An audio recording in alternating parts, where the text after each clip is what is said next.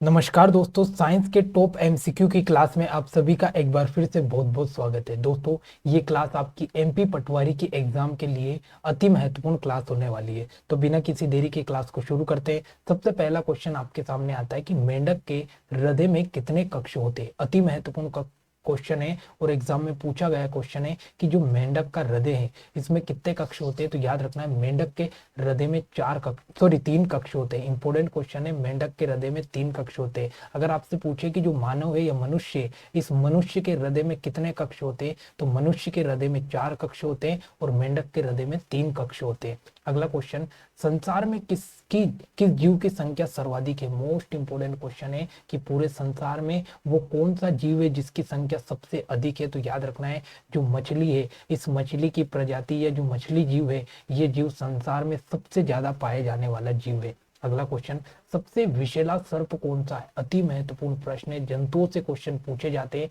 तो सबसे विषैला सर्प कौन सा है, तो याद रखना है, सबसे विषैला सर्प है आपका करेत सर्प। याद रखना है, जो करेत नामक सर्प है ये सबसे विषैला सर्प माना गया है। अगला, घोंसला बनाने वाला एकमात्र सांप कौन सा है। अति महत्वपूर्ण क्वेश्चन है, आपने कभी नहीं सुना होगा कि घोंसला कौन सा सांप बनाता है। तो याद रखना है, जो आपका किंग कोबरा नामक जो सांप होता है ये क्या बनाता है, तो ये अपना घोंसला बनाकर रहता है। मोस्ट इंपोर्टेंट क्वेश्चन है कि किंग कोबरा नामक जो सांप होता है ये क्या बनाकर रहता है, तो अपना घोंसला बनाकर रहता है। अगला, हाल ही में लुप्त हुआ जंतु कौन सा है। मोस्ट इंपोर्टेंट क्वेश्चन है, आप सभी जानते हैं लेकिन एग्जाम में क्वेश्चन पूछा गया है। तो याद रखना है, हाल ही में लुप्त होने वाला जो जंतु है ये डायनासोर है। तो याद रखना है, जो डायनासोर की प्रजाति है ये हाल ही में लुप्त हो गई और डायनासोर जीवाश्म राष्ट्रीय उद्यान मध्य प्रदेश के धार जिले में खोला गया है।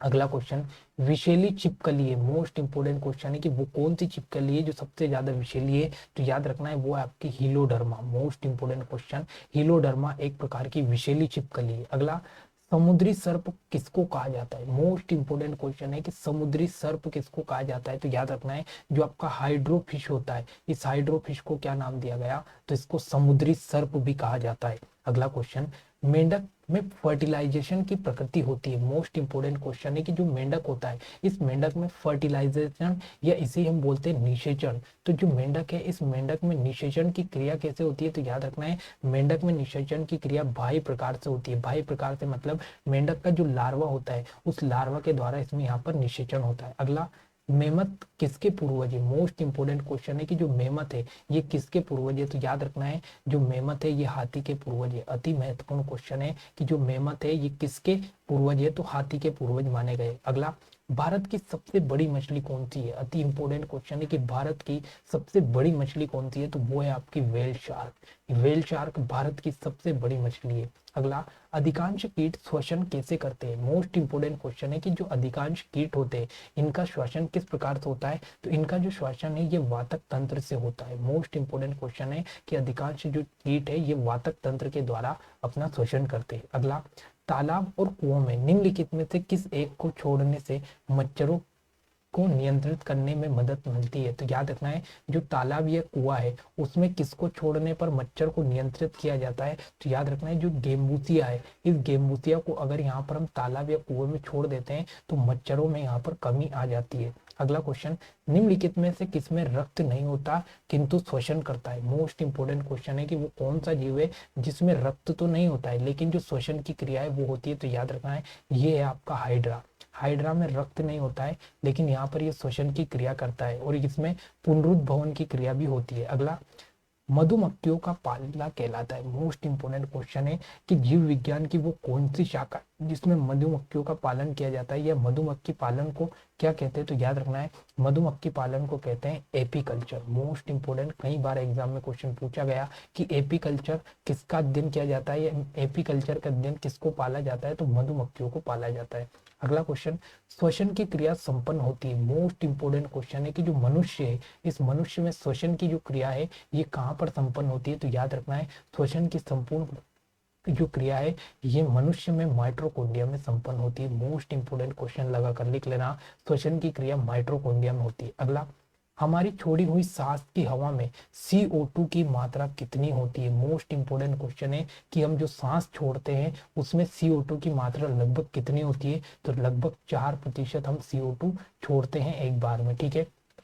अगला, क्रेब्स चक्र में किसका संश्लेषण होता है? मोस्ट इंपोर्टेंट क्वेश्चन है कि जो क्रेब्स चक्र है, ये क्रेब्स चक्र में किसका संश्लेषण होता है? तो याद रखना है इसमें में पायरुविक अम्ल का संश्लेषण होता है। मोस्ट इंपोर्टेंट क्वेश्चन है, क्रेब्स चक्र में किसका संश्लेषण होता है? तो पायरुविक अम्ल का होता है। अगला, अनाक्षी श्वसन का अंतिम उत्पाद क्या है? मोस्ट इंपोर्टेंट क्वेश्चन है कि जो अनाक्षी श्वसन है, इस अनाक्षी श्वसन में अंतिम उत्पाद क्या बनता है? तो याद रखना है जो अनाक्षी श्वसन है, इसकी जो रासायनिक अभिक्रिया है, इसमें जो जो लास्ट में या अंतिम जो उत्पाद बनता है, ये लैक्टिक अम्ल बनता है। और ये लैक्टिक अम्ल अगर व्यक्ति के शरीर में जमा हो जाता है, तभी व्यक्ति को थकान महसूस होती है। तो सीधा सीधा क्वेश्चन पूछता है कि वो कौन सा अम्ल है जिसके कारण व्यक्ति को थकान महसूस होती है? तो वो आपका लैक्टिक अम्ल। और अनाक्षी श्वसन का अंतिम उत्पादन क्या है? तो वो भी आपका लैक्टिक अम्ल है।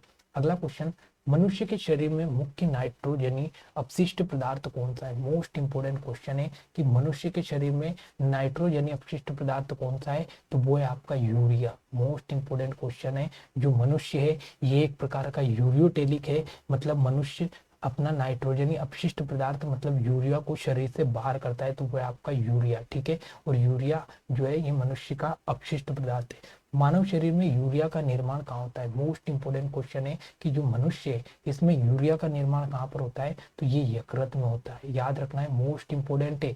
अब हाँ, यहाँ पर आपको क्वेश्चन घुमा कर पूछेगा आगे, एक और क्वेश्चन आ रहा है। तो यूरिया का जो निर्माण है ये तो कहाँ पर हुआ? यकृत में। अगला, रक्त की अशुद्धियां किस अंग से जाकर छनती है? मोस्ट इंपोर्टेंट क्वेश्चन है कि जो रक्त है ये कहाँ पर छनता है, ये इसमें जो अशुद्धियां है ये कहाँ से होकर बाहर निकलती है? तो याद रखना है, रक्त में जो अशुद्धियां है ये यहाँ पर वृक्क में जाकर छनता है। याद रखना है, जो रक्त है ये कहाँ पर जाकर छनता है? तो ये वृक्क में जाकर छनता है। मतलब अगर हम बात करें वृक्क में आपका नेफ्रॉन पाया जाता है, तो जो नेफ्रॉन है ये रक्त को छानने का काम करता है। ठीक है, वृक्क मतलब किडनी। ठीक है, तो किडनी में आपका वृक्क रक्त छनता है। अगला, मानव मूत्र का पीला रंग किसके कारण होता है? मोस्ट इंपोर्टेंट क्वेश्चन है कि जो मानव है इसका पीला जो रंग है ये किसके कारण होता है? तो याद रखना है, मानव के जो मूत्र का पीला रंग है ये यूरोक्रोम नामक वर्णक के कारण होता है। मोस्ट इंपोर्टेंट क्वेश्चन है, कई बार एग्जाम में पूछा गया है कि मानव का जो मूत्र है, इस मानव के मूत्र का जो पीला रंग है ये किसके कारण होता है? तो ये यूरोक्रोम के कारण होता है। अगला, नेफ्रॉन किससे संबंधित है? मोस्ट इंपोर्टेंट क्वेश्चन है कि जो नेफ्रॉन है इसका संबंध किससे है? तो अभी मैंने आपको बताया कि जो नेफ्रॉन है इसका संबंध है वृक्क। वृक्क का मतलब क्या होता है? तो वृक्क का मतलब होता है आपका किडनी। मतलब जो किडनी होती है, इस किडनी में लाखों संख्या में छोटे छोटे नेफ्रॉन पाए जाते हैं। और ये नेफ्रॉन क्या करते हैं? तो नेफ्रॉन आपका जो रक्त है इस रक्त को क्या करते हैं? छानते। और जो बाकी रक्त छनने के बाद में जो अपशिष्ट पदार्थ बनता है वो आपका मूत्र होता है। इस मूत्र में आपका यूरिया होता है और ये मूत्र यूरिया मूत्र के माध्यम से शरीर से बाहर हो जाता है।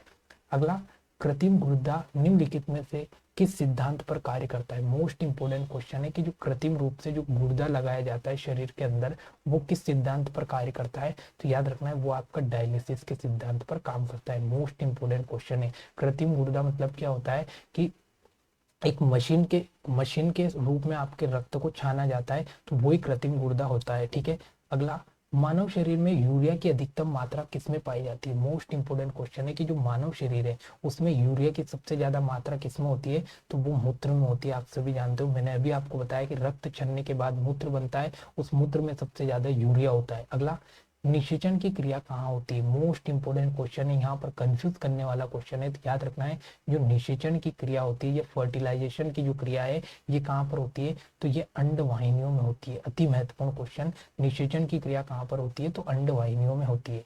अगला, गर्भाशय में शिशु के विकास की जानकारी हेतु किसका प्रयोग किया जाता है? मोस्ट इंपोर्टेंट क्वेश्चन है कि गर्भाशय में जो शिशु है इस शिशु के विकास की जो जानकारी मतलब शिशु का कितना विकास हुआ ये जानकारी किसके प्रयोग से होती है? तो याद रखना ये अल्ट्रासाउंड के प्रयोग के द्वारा हमें जानकारी मिलती है। ठीक है, अगला क्वेश्चन, स्त्रियों की नसबंदी को क्या कहा जाता है? मोस्ट इंपोर्टेंट क्वेश्चन है कि जो स्त्रियां नसबंदी करवाते हैं उस नसबंदी की क्रिया को क्या कहा जाता है? तो उसको कहते हैं यहाँ पर ट्यूबेक्टोमी। मोस्ट इंपोर्टेंट क्वेश्चन है कि स्त्रियों में नसबंदी की जो क्रिया है वो कहलाती है आपकी ट्यूबेक्टोमी। अगला, भ्रूण के विकास के लिए निम्नलिखित में से किस अंग के द्वारा खाद्य की पूर्ति होती है? मोस्ट इंपोर्टेंट क्वेश्चन है कि जो भ्रूण है, इस भ्रूण का विकास करने के लिए उसको किस अंग के द्वारा खाद्य की पूर्ति होती है? तो याद रखना है, उसको बीजांड के द्वारा खाद्य की पूर्ति यहाँ पर होती है। मोस्ट इंपोर्टेंट क्वेश्चन है कि भ्रूण को बीजांड के द्वारा खाद्य की पूर्ति होती है। अगला, पुरुषों की नसबंदी को क्या कहते हैं? तो मैंने अभी आपको बताया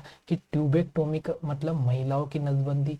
महिलाओं की नसबंदी क्या कहलाई? ट्यूबेक्टोमी। और पुरुषों की नसबंदी पूछे तो ये कहलाती है आपकी वेसेक्टोमी। क्या कहलाती है? वेसेक्टोमी मतलब होता है पुरुषों की नसबंदी। ठीक है, तो पुरुषों की नसबंदी वेसेक्टोमी और महिलाओं की नसबंदी ट्यूबेक्टोमी। अगला, निम्नलिखित में से कौन सा एक ग्रंथि नहीं है? मोस्ट इंपोर्टेंट क्वेश्चन है कि कौन सी एक ग्रंथि नहीं है। जबकि अब हम बात करें थायराइड की तो ये ग्रंथि है, अग्नाशय एक ग्रंथि है, यकृत एक ग्रंथि है। जबकि जठर की हम बात करें तो ये जठर एक प्रकार का रस होता है, जठर रस। तो ये आपका क्या है? तो ये आपकी एक प्रकार की ग्रंथि नहीं है। अगला क्वेश्चन, आरएच फैक्टर का नाम किससे संबंधित है? मोस्ट इंपोर्टेंट क्वेश्चन है कि जो आरएच फैक्टर नाम दिया था वो किससे संबंधित है? तो ये बंदर से संबंधित है, बंदर से संबंधित है। मोस्ट इंपोर्टेंट क्वेश्चन है, बंदर से संबंधित है आपका आरएच फैक्टर नाम। अगला क्वेश्चन, मस्तिष्क के किस भाग से भूख लगने, भोजन की दृष्टि की अनुभूति कराने वाला केंद्र स्थित है? मोस्ट इंपोर्टेंट क्वेश्चन है कि आपके जो मस्तिष्क है, इस मस्तिष्क का वो कौन सा भाग है जो आपको बताता है कि आपको भूख लग रही है या आपके भोजन की जो अनुभूति है ये आपको करवाता है? तो याद रखना है, जो आपके मस्तिष्क का हाइपोथैलेमस वाला भाग है, ये हाइपोथैलेमस वाला भाग आपको भूख लगने का एहसास करवाता है।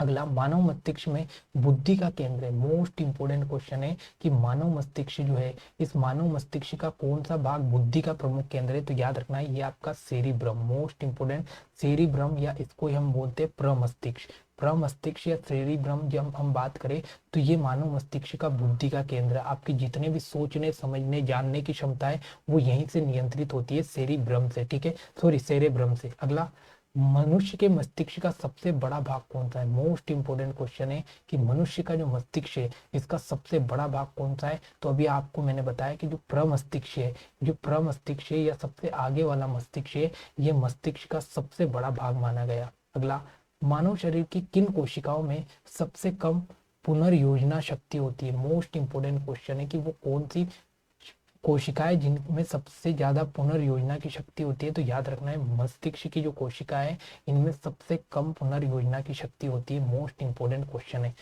अगला क्वेश्चन, रक्त समूह के खोजकर्ता कौन है? इंपोर्टेंट क्वेश्चन है कि जो ब्लड ग्रुप है या रक्त समूह है, इसकी खोज किसके द्वारा की गई? तो याद रखना, इसकी खोज की गई लैंड स्टीनर के द्वारा।